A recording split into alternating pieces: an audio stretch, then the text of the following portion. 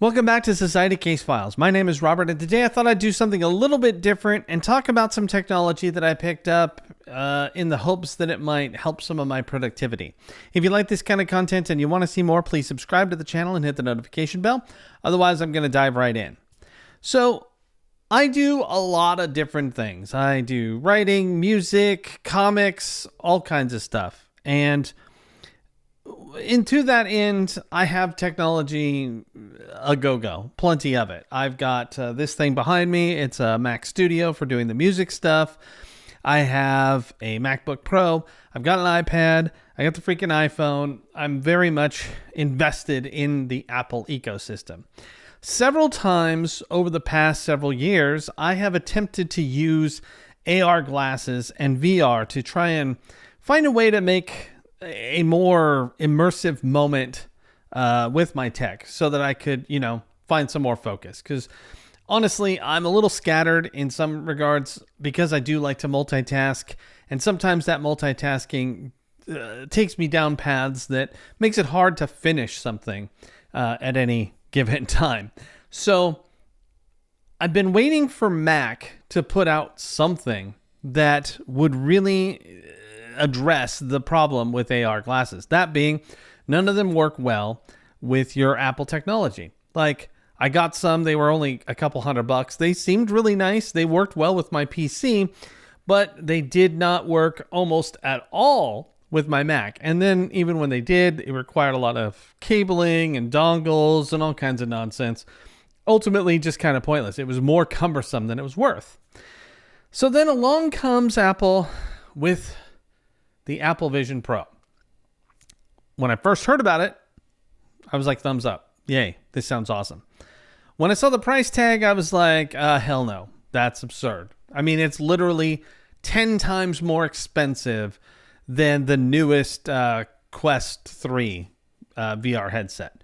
And while it is cumbersome to do, you can actually use those headsets to do quite a bit of the same types of things that the Apple Vision Pro does. So a year later, it's been about a year since they came out with it. I decided to go down a rabbit hole to watch a bunch of videos and see what people had to say. Has it gotten any better? Is it cool? Is it crap? Have they done anything at all with it to make it more convenient? Does it do the kinds of things that I would need it to do? And overwhelmingly, the message was mixed. It was, yes, it's amazing. No, I wouldn't spend that kind of money. Yes, it's amazing. No, it doesn't really do what I need it to do. But then, oddly enough, a lot of people are like, I'd still have bought it. That seemed weird. I didn't find many people who said that they would have returned it. Even people who weren't necessarily using it all the time. So, there are some pieces of tech with the Apple Vision Pro that are very interesting. The eye tracking, which I just was super skeptical about. I'm like, there's just no way it works as well as people are saying. Just the fact that you use your fingers to tap to make things happen, that's crazy. The pass-through was supposedly way better. Let me tell you, the Quest I use to do some workout stuff once in a while is atrocious. It basically turns the world into a noir hellscape, and it's very grainy, and it's not the best. So the pass-through on the AVP is way, way, way better. So I even watched a video where somebody did a challenge where they wore it for an extended period of time and did a whole lot of stuff, and they managed to pull it off, although based on my experience, that was probably a bad idea. So what I did was, you can actually book an appointment at the Apple Store and take basically a half an hour demo of the product and try it out. And I'll tell you right now that the guy that did my demo was incredible. He was super nice. There's never a moment where you feel pressured to buy it. They're not hard selling anything. They literally just allow the device to sell itself. They take you through a whole bunch of stuff. They've got an iPad so they can see everything you're seeing. And then they can kind of walk you through some of the best features and explain how it works. So in my case, they do a quick scan of your eyes when you set it up, and then you're in. Now, at first, as I said, I was very skeptical about the eye tracking, but I'm going to tell you, it is spot on. It's freaking amazing. Like, it's stupid amazing. I don't even understand how it's possible, especially considering that this eye my left eye is not as strong as my right eye. In fact, when I was a kid, I used to have to wear an eye patch over this side to try and strengthen this one up. And even to this day, if I get incredibly exhausted, this eye will drift a little. But, I've been getting enough sleep, so it's okay. So it works great. And the tapping thing, that works great as well. And then there's all kinds of little features. There's immersive videos where you can look all around and you're like on stage with bands and seeing muddy creatures coming towards you. It's nuts. It's really, really impressive. The screens on them are high res.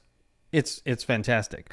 So because of that demo, I took a day to think about it, and then I decided, let me give it a shot. Now, before I show you what I got, I do want to say that my number one use case that I talked to them at the store about and that I've asked questions about was that I wanted to use it with my word processor, which my word processor of choice is Pages, the Macintosh version of a word processor. I don't use Word. I use Pages. So I flat out asked them, is Pages a native app for the AVP? Or do you have to use something else? And unequivocally, without batting an eyelash, they said native. Incorrect. It was the iPad version is the only version you can use. Now, I don't know if you've ever tried it, but the iPad version sucks for a whole lot of reasons. You could turn off every autocorrect feature there is. It will still autocorrect stuff. It's insane. It's a pain in the butt to use. I used to use my iPad to write in a pinch. Now, if like my laptop's close to death, I'll just take a break rather than use the iPad. Unless I'm on a severe deadline, I am not going to be breaking out that app. It's just annoying. And interestingly enough, when I tried the version on the AVP, it flickered as well. But I'll explain that a little bit more in a moment. Some of the things that it does very, very, very well is connect to things. So for example, when I took this thing and connected it to my Mac Studio, instantaneously worked. All peripherals were now being used by this natively and by the screencast version I was using. Super simple, no big deal at all. I liked that, obviously, very easy and cool to use. Other things that it does well, it does just kind of work. You put it on, it's very intuitive. For the most part, everything you're going to need to do is no big deal. You've got this crown on the top here that you can tap to turn it on. You can turn that to do certain things. You've got another button up here. But beyond that, you're not really using those anymore. The new OS has done away with the need to reach up and tap this every time you want the home screen, because now you just show your hand and tap your fingers and it'll bring that up. One of the annoying aspects of it is this thing. This is the battery. It's a big old brick. This cable does not come out. It plugs in with a USB-C. You can tether this to a connection and use it indefinitely. Battery has about 2 hours of life, and then you're done. I'm going to show you some footage of me using it in a moment. I've got some video both in the unit itself of me using it, and then some video of how stupid I look while using it. But if we're talking about the functionality of this, let's just say that a lot of the people who do videos come down to a few things. They talk about whether or not you can use this for work, and then they kind of devolve into the entertainment aspects. Because a lot of people are like, this just seems like a very expensive toy. It doesn't really seem like there is a market of productivity. Now, that really will depend on your expectations and what you want it to do. So for example, if you wanted to use it for music like this, and you were planning on basically casting this screen to the AVP and just have a massive screen, yes, you could do that. And if your computer uses your DAW well, then so will it. But it's not doing it. It's just a monitor at that point. So I see a lot of people saying things like, it works great for this. Well, of course it does, because it's just basically a massive monitor that you have to wear on your face. You have no access to pinch your WAV files or move plugins off the screen or do any of that stuff. You just got a big ass widescreen monitor with your music stuff on there. No different than if you bought an ultra widescreen monitor from Best Buy and plugged it in here. Now, with that in mind, pretty much anything you could do on the PC or on the Mac here, you can cast to this seamlessly, use that screen, make it massive, and do what you want. I could be using Pages from my Mac with this with a bigger screen. My problem is I don't have any need for that. I mean, if I'm going to do it, I've got a 16-inch MacBook Pro. That's more than big enough. I mean, do I really need it to be the size of Godzilla in front of my face? No, I've got to look left and right just to see the freaking characters. It's a little absurd. If it would have been native, and even the iPad app, it's a little more convenient because I can put it up there, resize it, move it around pretty easy, do some work and really zone out. I could turn on one of the environments, be in the woods somewhere with random sound. I could throw on my music. It can be over here. You'll see some of this in my video. But for the most part, when we're talking about productivity, without casting another item to it, I'm going to be honest with you. It's kind of just a big toy. I don't really see it being capable of being overly productive without something, whether it's a laptop or your own, like a separate keyboard, a mouse, something like that, because you don't have video editing software for it specifically. You don't have music software for it. You've basically got some of the normal productivity apps like Microsoft Word, PowerPoint, Excel, that kind of thing. But as far as like serious productivity, you're not going to see Final Cut on there. You don't got Logic Pro. You don't have any of the other people like Cubase or whatever. Premiere's not on there. Photoshop's not on there. So really, at that point, you're looking at a $3,500 monitor that you can also watch movies on. Now, are those movies cool? Yeah, they look great. You can even watch 3D movies on it without having to have additional glasses to do so. You throw those on your face, you're watching pretty much a movie on a movie theater-sized screen if you do cinematic mode. I did try it today. I was messing around. You'll see a little bit of a trailer just to sort of see the size of the screen. There's only so big you can make the screen in Apple TV before you have to go to cinematic mode, and then it puts you into basically a movie theater. And at that point, you can decide if you want to be in the front, the middle, or the back, in the balcony, or on the ground floor. The screen was huge. Don't get me wrong. It's really neat. But for $3,500, there are some really nice OLED TVs that you could get for half that price. My big-ass TV I got on sale, and it's really nice. It's an LG. It was a very highly rated television, and I got it for less than $2,200 on sale.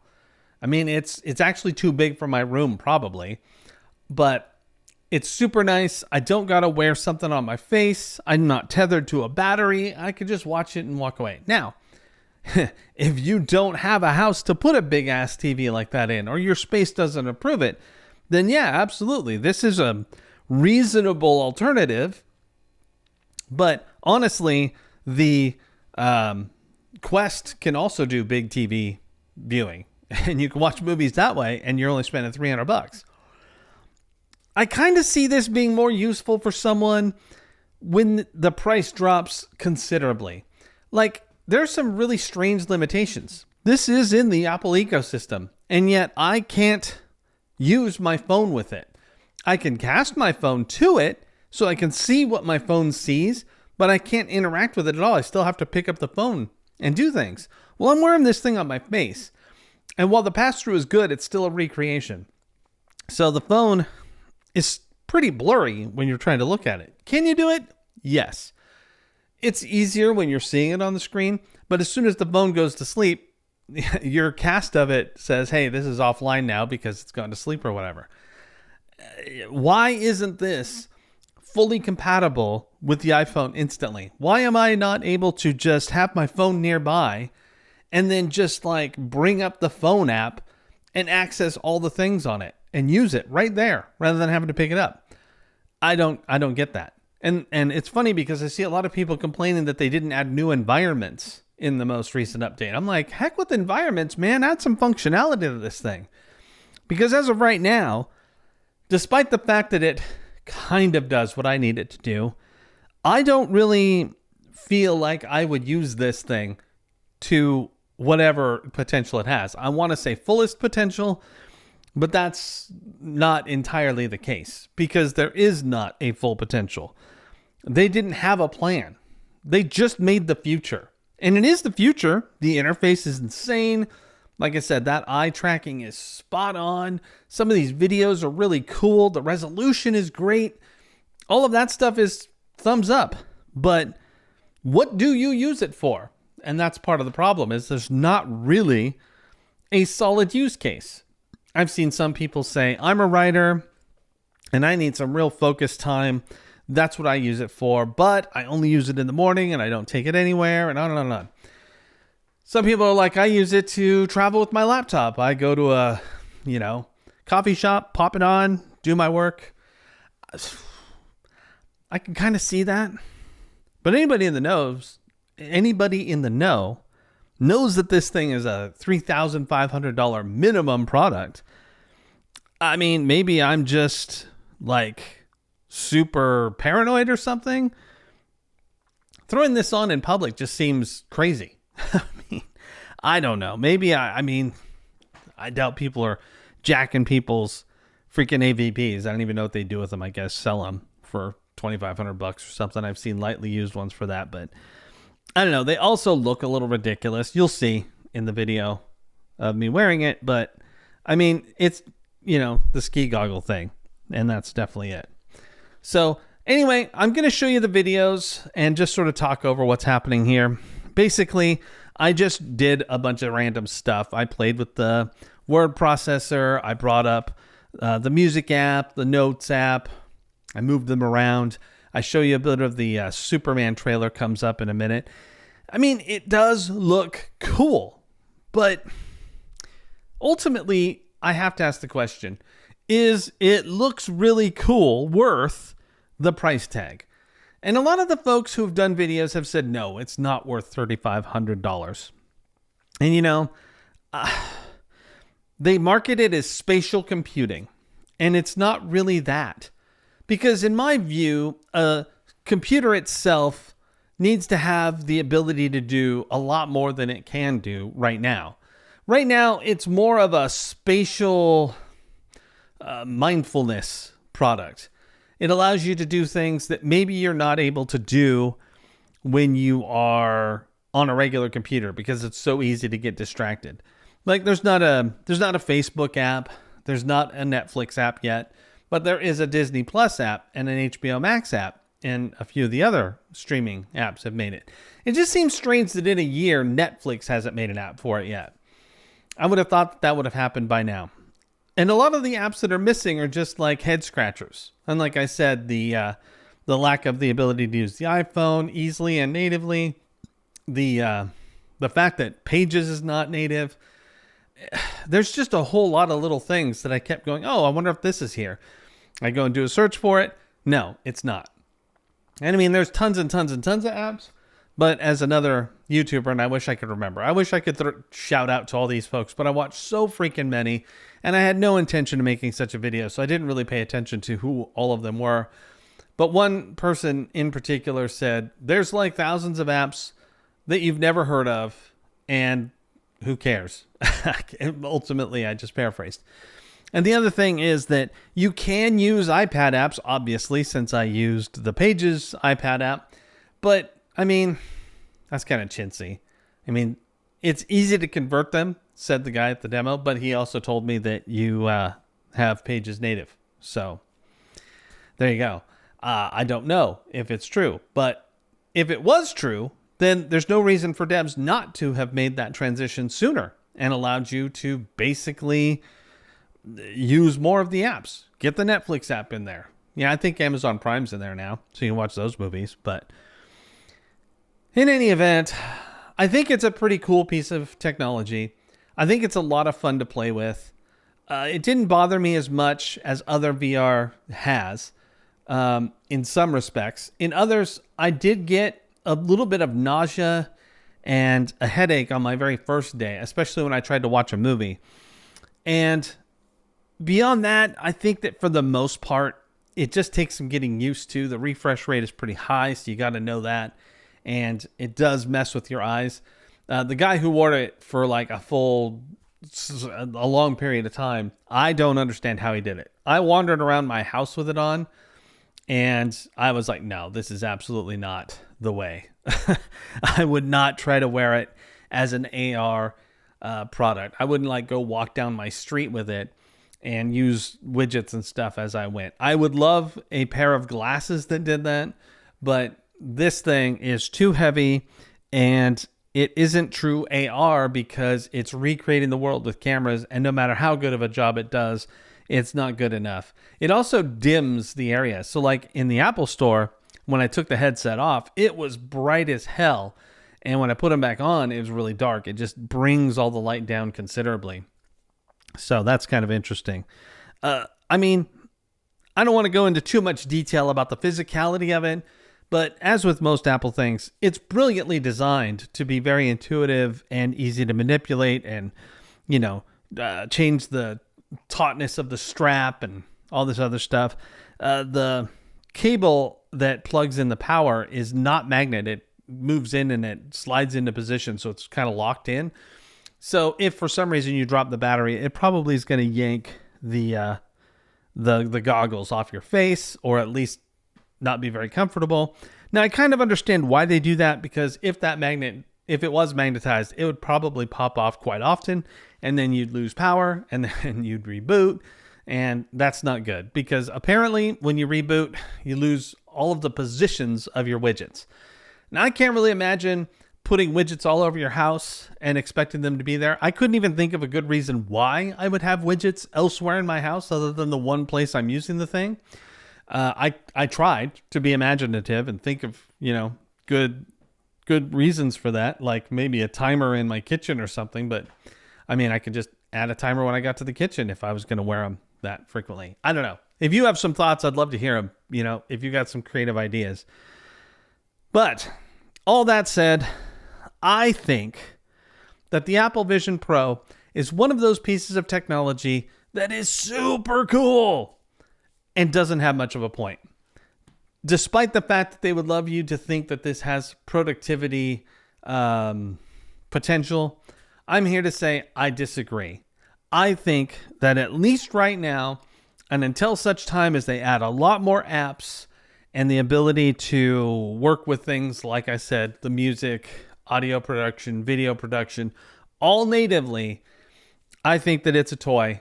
I think that it's a toy that is very expensive, and it's probably their way of finding some money to get back to the development of it while also putting it in consumers' hands. Because honestly, QA people can help, but the true test is to put it in the hands of totally random people who are going to attempt to use the device in crazy ways and see what happens. Because you can't think of everything, and random people out in the world always think of stuff you never did. So while it kind of sucks that it costs $3,500 to be a part of that test group, at the same time, I'm not sure that Apple had too much of a choice if they wanted to push the envelope with this thing.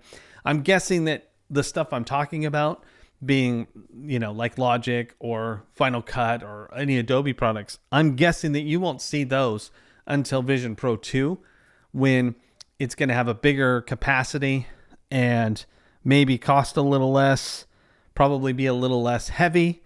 Any of those things would be good. But until then, until all those things are there, it's just, this is like a very privileged item to have. I had hoped that it would become one of my primary writing tools and that I would be able to sing its praises for that. I can't, and I wouldn't. Now, even if I found this to be the coolest thing I had ever used, and it worked exactly the way I wanted it to, and it did everything I needed, I would still hesitate to recommend this for the price. I did it because I got an amazing deal on the way that I'm paying it off. I didn't have to give them $3,500 all at once. I'm paying it off with 0% interest. And if I hadn't done that, there's no way I would have bought it. I would never have just dropped down that much cash for this at once. But with 0% financing and a reasonable monthly payment, I was willing to give it a shot. That said, I am sincerely considering returning it because I don't think that with this massive update, the iOS or the VOS, my apologies, 26, it didn't really add the kind of functionality that I thought it needed. And this was the big one. This was the one that people were really waiting for. I had hoped that with a year, we would have progressed a lot further than we have. And we haven't. So I will likely be returning it. I have 14 days. I'm going to give it another couple days just to see if it can work its way into my normal everyday workflow. If it doesn't, it's going back because this is too expensive to not use pretty much every day. And I'm dead serious about that. If you got one of these and you found yourself not using it within the first 2 weeks every day, then I would say you need to return it. Just buy the Quest 3. You could buy 10 Quest 3s for the price of this thing and probably get the same level of entertainment out of it. And in fact, you'd get games. This thing doesn't really do games. At least the Quest 3 has a whole bunch of games and it runs great. So anyway, those are my thoughts. It's about productivity. It's about the kinds of things I do, my work and that sort of stuff. So that's why it fits the channel. I'd love to hear what you think. Do you consider this thing to be ridiculous? Is it a big toy? Do you think it sounds like it has productivity? Do you have one? Let me know your thoughts. I'd love to hear from you. But this is Robert with Society Case Files, signing off.